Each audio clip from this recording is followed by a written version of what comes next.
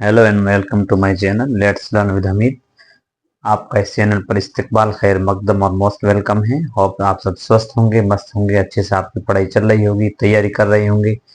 English सीखने के लिए आप कीन और शौकीन हो रहे होंगे, आपका इंटरेस्ट बढ़ रहा होगा अंग्रेजी सीखने में, इंग्लिश ग्रामर को लेकर के। और मैं निरंतर प्रयास कर रहा हूँ, तो आफ्टर लॉन्ग टाइम मैं यहाँ पर फिर से प्रेजेंट हुआ हूँ आपकी खिदमत में। आज हम बात करेंगे देर के इस्तेमाल को लेकर के। वैसे तो देर का मीनिंग वहाँ इस मीनिंग में यूज होता है, लेकिन इसके अलावा भी देर का एक यूज है कि देर को एज ए सब्जेक्ट यानी सेंटेंस को शुरू करने के लिए भी देर का यूज किया जाता है। तो आज हम उस पर बात करेंगे।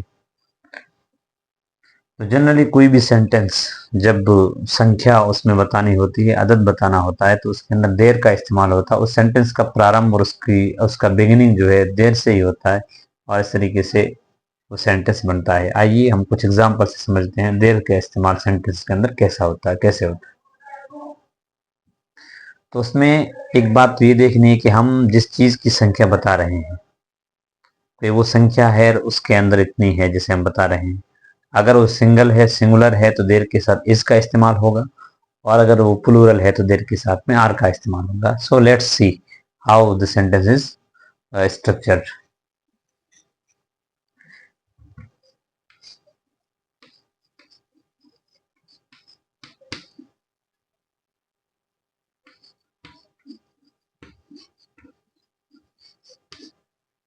There is a student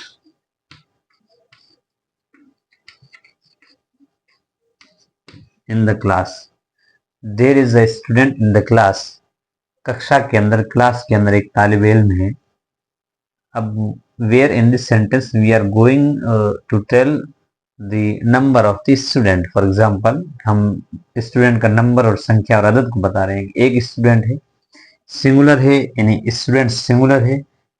that is why you used here helping verb is, इसलिए हमने यहाँ पर इज का इस्तेमाल किया है। तो there is a student in the class, class के अंदर एक स्टूडेंट है। यहाँ पर देयर, इसका देखो, इसका अलग से कोई मीनिंग नहीं है। हमने यहाँ पर इसका सब्जेक्ट के तौर पर इस्तेमाल तो किया है, but it has no meaning here in this sentence. वहां यहाँ ऐसा कोई इसका मीनिंग नहीं है। तो ये देर का इस्तेमाल है। जैसे there is a student in the class, कक्षा के अंदर एक छात्र है, एक विद्यार्थी। एक और सेंटेंस हम ले लेते हैं।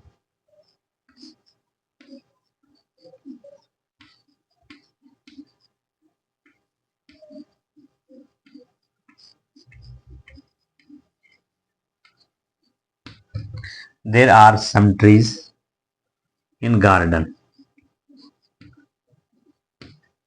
There are some trees in garden. Garden के अंदर कुछ पेड़ हैं, कुछ दरख्त हैं। क्योंकि यहाँ पर ट्रीज ये प्लूरल है, इसकी प्लूरल होने की वजह से हमने यहाँ पर हेल्पिंग वर्ब किसका इस्तेमाल किया है, आर का इस्तेमाल किया है। तो यहाँ पर भी देर का अलग से कोई मीनिंग नहीं है, सब्जेक्ट के तौर पर हमने देर का इस्तेमाल किया है। जिस चीज के बारे में हम, जिस चीज की संख्या बता रहे हैं वो सिंगुलर है, देर के साथ में इज का इस्तेमाल होगा। इफ दैट इज प्लूरल, अगर वो संख्या जो चीज प्लूरल है, वस्तु प्लूरल है, हम देर के साथ इस्तेमाल करेंगे आर का। तो ये होप आपको समझ में आ गया होगा कि देर के साथ इज का इस्तेमाल, देर के साथ आर का इस्तेमाल। और देर का इस्तेमाल हम सेंटेंस को शुरू करने के लिए, जब हम किसी चीज की संख्या को बताते हैं, किसी चीज के अंदर होने के बारे में, तो वहां पर हम देर का इस्तेमाल करते हैं। जैसे ये, अब आप इसे सेंटेंस और भी बना सकते हैं। जैसे रूम के अंदर 5 लड़के हैं, तो there are 5 boys in the room. Room के अंदर 5 लड़के हैं। हॉस्टल के अंदर 6 लड़कियां हैं। There are 6 girls in the hostel. There is a lion in the jungle. जंगल के अंदर एक शेर है। इस तरीके से हम देर का इस्तेमाल करके सेंटेंस बना सकते हैं।